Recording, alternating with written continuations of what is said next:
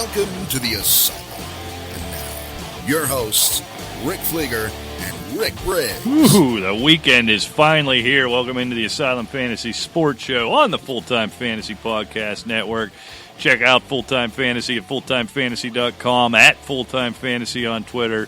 Check out our show, asylumfootball at gmail.com, at asylumfootball on Twitter, and to be part of Rick's mailbag, asylumfootball at gmail.com. Week 10, everybody's hurt, everybody's on bye. Have a good weekend. We'll talk to you next Thursday. That's right. Thanks for joining the show. We will see you. This is going to be rough. You suck, and so does fantasy football. Yeah, this week sucks. This one's no fun. But we're going to help you through it. We are going to navigate this thing together. You're going to steal a win here and roll right into the fantasy playoffs. And if you're following your old boy Briggs, you're winning money on the line. Can't say the same for Fleeger, but hey, follow me, I'm baby. still well above 500 on the year, Yes, you aren't are. I? I had a bad week last week. Yes, you are. Although I still think it's some of that fuzzy Rick Briggs math that you We pull went out through now it together, you moron. Yeah, but I still don't trust you. I know. After that collusion Call the trade refs. you made. There's no such thing as Yeah, collusion. I'm going to go to replay, but your incorrect math has to seriously hinder the process of doing math, and so they won't overturn it. But a reminder, Denver, Houston, Jacksonville, New England, Philadelphia, Washington, all on a bye, so your lineups are... Other than that, you'll be fine. Other than that, Mrs. Lincoln, how was the play? That makes me laugh every time. I wonder how long it was before that was allowed to be funny. It was like 200 years ago, so you can laugh at it Probably now. 10 years ago. I don't know. Well, it's probably going to go the other way then, right? It promotes gun violence and and insensitivity to the Lincolns. It's probably anti-feminist or something. I don't know. I don't know. What are we going to do? Oh, starts and sits. You are fake news. I am no such thing. But we are Fleeger and Briggs. This is the Asylum Sports Show right here on a Friday night, getting ready for the weekend. I can't wait. Got a 3-day weekend. I love it. Oh, you dumb government employees. Yeah, I got to work Monday. No bueno. I'll give you a call. Don't. I'll say hi Don't.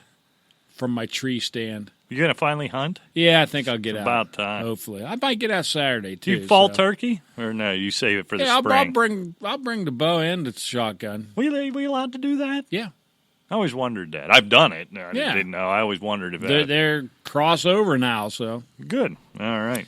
Starts, Rick. Maybe we'll talk fantasy football here. Who are you starting this week? I'll tell you what. Okay. Look, Deshaun Watson's off. Brady's off. Carson Wentz is off. Somebody may be looking for a quarterback.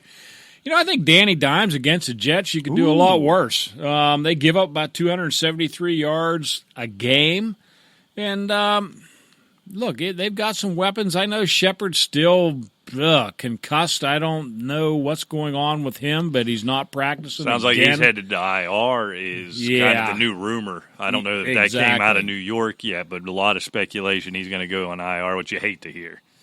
But, I think you could be convinced to start somebody else other than Dimes. I don't know. There's not much left. Yeah, it's slim pickings. How about your running back? Oh, okay. You want me to go the way through? Now, this is a guy that not an everyday starter in most leagues, I'm sure. But you know what? Seattle is 25th in the league in total defense. I know Tevin Coleman and Matt Breida share time, but Coleman had a 4 TD game a couple of weeks ago. And don't forget, last week he also had another touchdown but was called back. I think Tevin Coleman against Seattle is a good start. He catches a lot of passes, and he still gets used out of that backfield a lot. Yeah, and I think usage is the biggest thing when you look at it, or Breida. It's hard to sit Breida down. Right. He hasn't put up those numbers he did in spells last year, but just the usage, because that's who they are, right? They're playing defense, they're running the ball, they're old school, and they're undefeated doing it. And yeah, you can move the ball. It isn't the Legion of Boom anymore. Coleman could set up nicely this week. I agree. This one here is a bit of a gamble, but there's a lot of receivers on a bye. There's a lot of guys out there banged up. We already just talked about Shepard and so forth. Robbie Anderson. I'm not convinced that he's totally done yet with Sam Darnold. They had that chemistry early on, last year. Giants give up big pass plays, and that's what Anderson does. So, I mean, if you're chasing points, I think you could do a little worse throwing him into flex or wide receiver 3. I mean, is it possible in a game that is so unattractive against two teams that are so bad that we're staring down the barrel of a shootout in New York as the Jets and Giants play. And it could be a fantasy bonanza in a week with a lot of buys. I truly believe that. I think that game's going to be played in the 30s.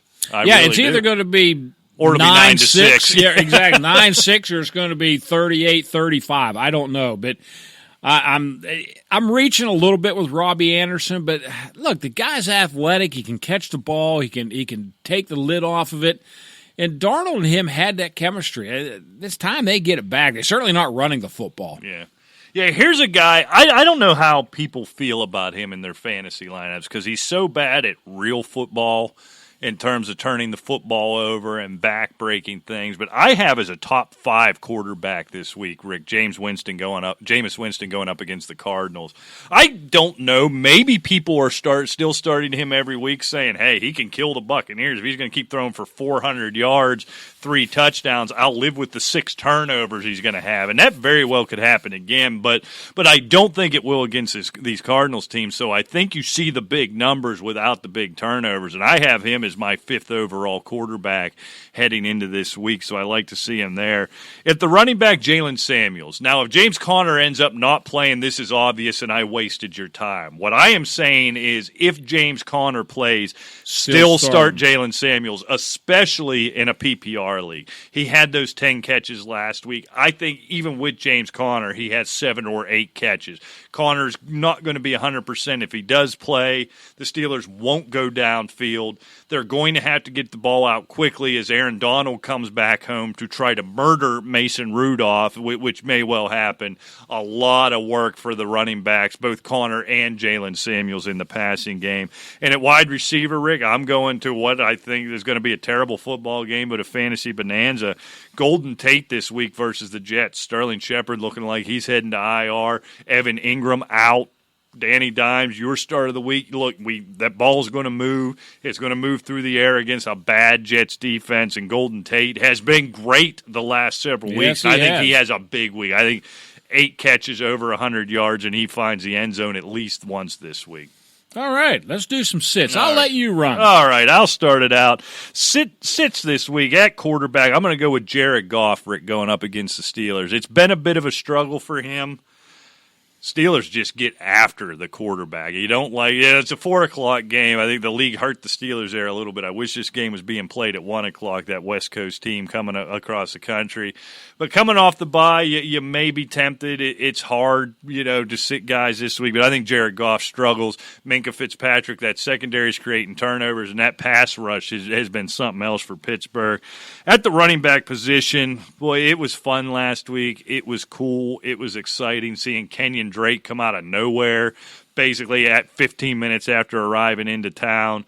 David Johnson convinced he's going to play. I'm politicking for playing time. I don't know what that situation is.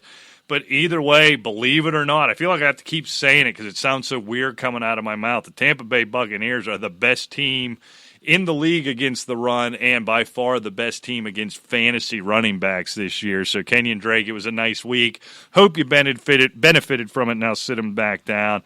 And Rick, I'm going to stick with that Steelers-Rams games for my wide receiver sit. Rick, Juju Smith-Schuster is not startable right now. I have stubbornly kept him in some starting lineups. He is completely invisible. I don't know if it's his fault. I don't believe it's his fault. It's this offensive game plan. It's Mason Rudolph going to Deontay Johnson, going to the running backs over and over and over again. Juju Smith-Schuster is just a non-factor in the way the Pittsburgh Steelers play offense right now. And the only thing you can hope for is what you got 2 weeks ago, a long touchdown pass where he mosses somebody, and that just can't happen often enough. You have got to sit Juju Smith-Schuster. He's Corey Davis right now, is basically what he is. This is a guy that went in first rounds everywhere. Most all leagues. 33 catches, 459 yards, 3 touchdowns. That's Mohamed Sanu. That's not bad. Right. Yeah, when you draft him. But at that price, Been brutal. It's horrible. He is, fantasy point-wise, he is behind Mohamed Sanu. Such luminaries as. Yes, he is behind Will Fuller, who has not played in 2 weeks, I think. Curtis Samuel. He's behind T.Y. Hilton. He's behind Robert Woods. And lo and behold, we haven't mentioned Woods enough as being disappointed with Brandon Cooks out. Really hasn't done anything much. So, yeah, you're absolutely right. Juju Smith-Schuster is a tough start. And I get it. When you spend a first-round pick on a guy and he's healthy, it's like, okay, this week. Okay, finally. This week I've finally given up. I pulled the plug. I'm starting Corey Davis over him in a league this week. I am.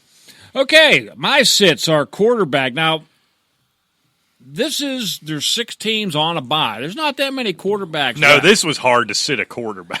It was. But I'm going to tell you what. The only way I could see this quarterback starting is in a 12-team, 2-quarterback league. Oh, that's bold. Okay. Where he's only better than 2, and that's Ryan Finley and Mitch Trubisky. Okay. And that's Baker Mayfield.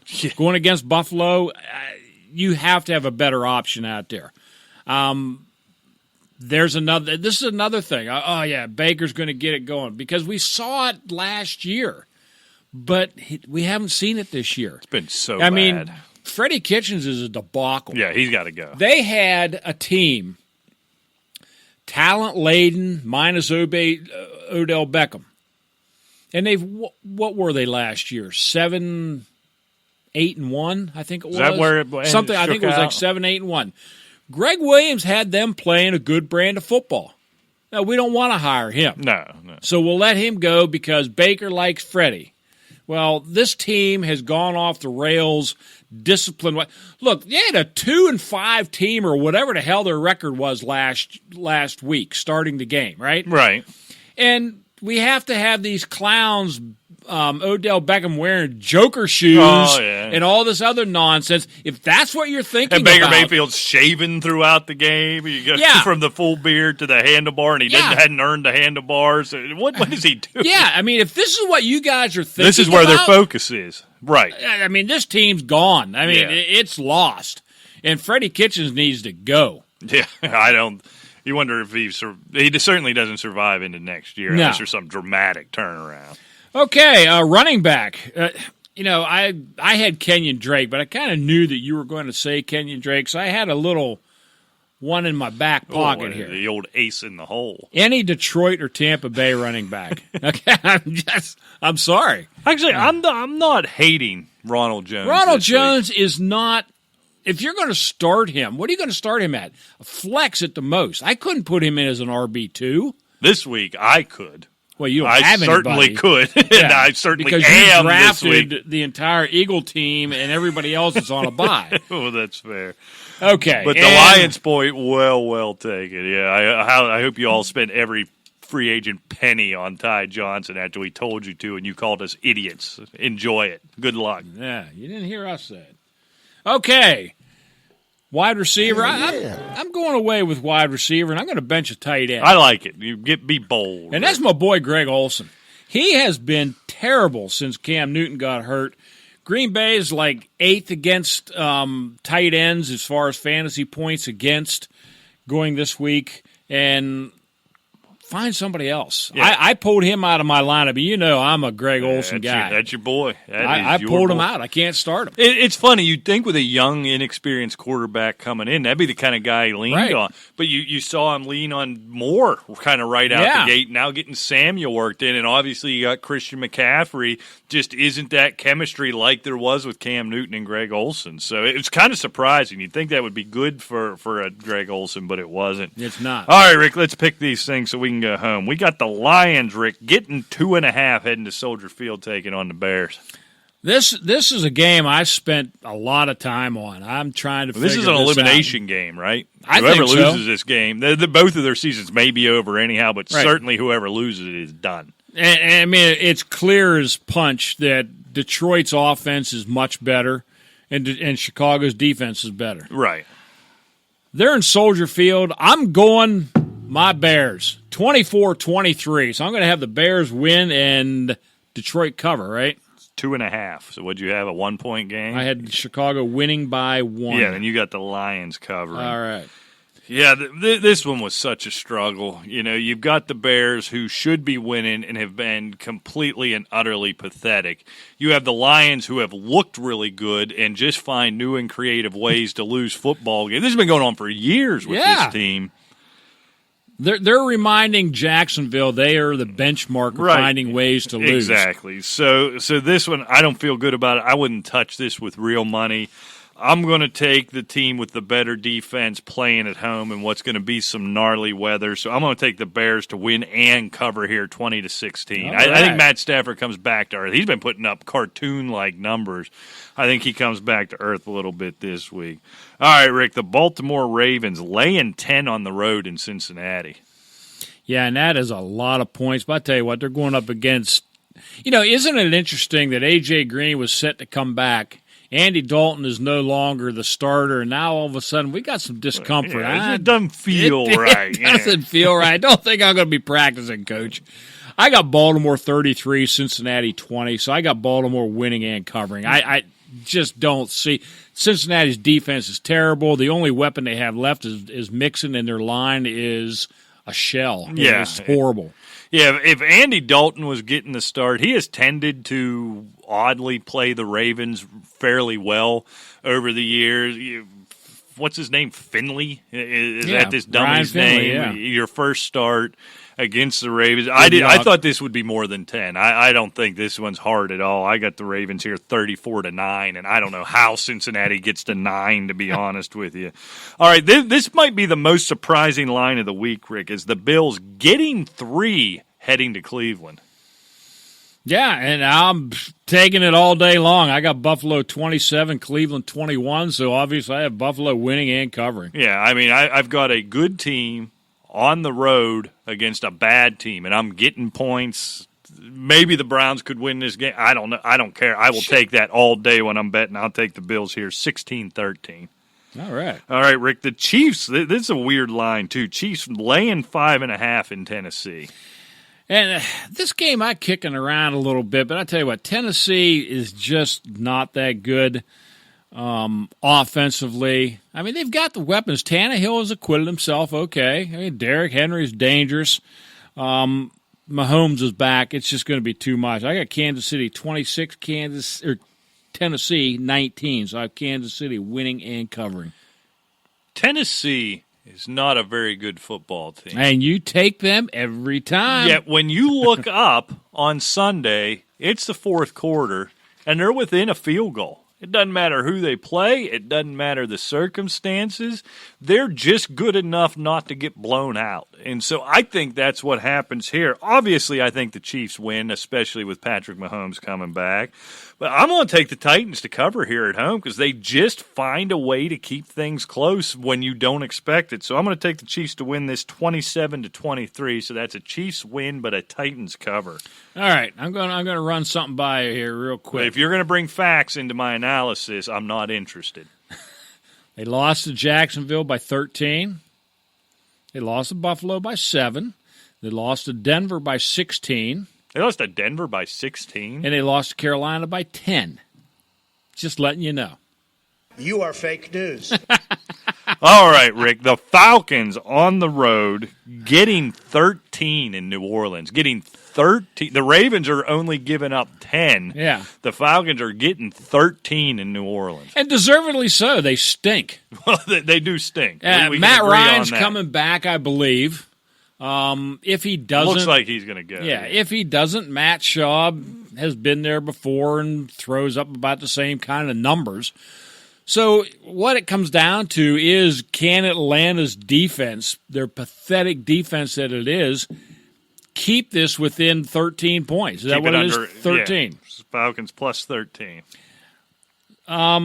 Normally, I would say no, but I think because it is a division game, I'm going New Orleans 37, Atlanta 27, and a 10-point win. So I'm going to have New Orleans win and Atlanta cover. Yeah, I'm the same way. 13 points. This is still a division rivalry. And as bad as the Falcons stink as a team, but they've got the pieces offensively to keep up, I think, to a degree, even as good as New Orleans. I'm not going to overanalyze it. You got a division team with Matt Ryan and Julio Jones getting 13 points. I'll take it, right? I'll just take that. The Saints clearly win this game. I got this thing 34-27. I think it's a touchdown. Well, here's the thing. I have it 37-27. If it's 37-20 with 2 minutes to go, yeah, they'll let Julio and them march it down the field and get a nice garbage score, and there you have it. Exactly. I agree with that 100%. All right, Rick, the Giants laying 2.5, I guess, on the road in their building against the Jets. Another game I spent too much time on, I'm sure. Yeah. But when it comes right down to it, the Giant defense just seems a little more active. I mean, they've had a couple of defensive touchdowns the last few weeks. I'm going Giants 27, Jets 20. So I'll have the Giants win and cover. Yeah, we're pretty close on that one. I think the Giants are the better football team right now. Yeah, I don't like Evan Ingram being out. I didn't love that. But Saquon Barkley, as disappointing as he was last week, has been so much better than Le'Veon Bell. And I think your boy Danny Dimes is a better quarterback than Sam Darnold. So I think it's a field goal game, but that 2.5, I'll go ahead and lay that and take the Giants here 29-26. All right, Rick, the Cardinals only getting 4 when they go to Tampa Bay to take on the Bucs. There we go, Mr. Push.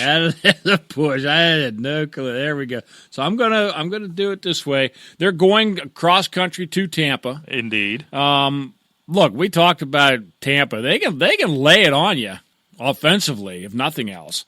I'm going Tampa Bay 32.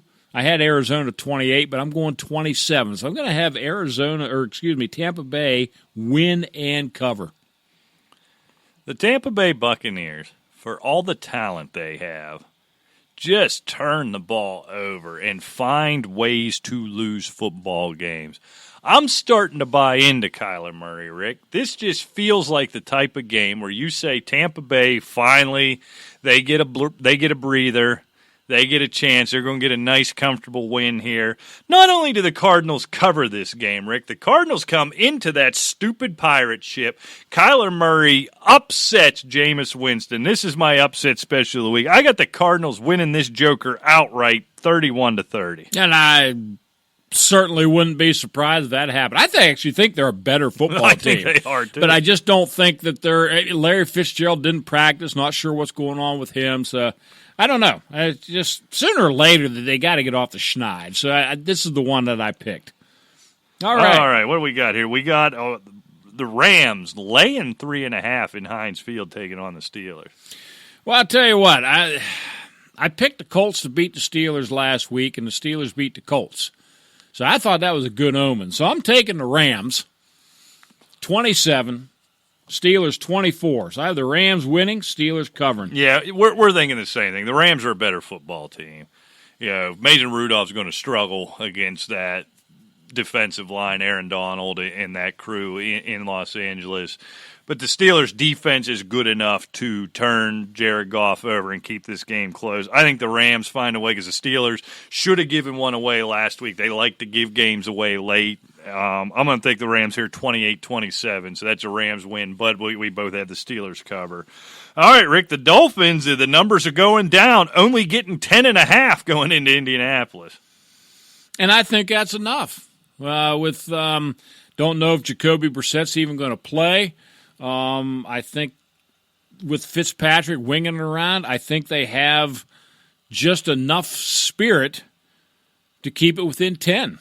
I got Indianapolis 34, Miami 24. I don't normally do this. Let's go behind the curtain. Do you have a hum in your headphones, yes. Rick? All right. I hope that's not coming through on the broadcast. I don't know where that hum could be coming from. But anyhow, Dolphins stink.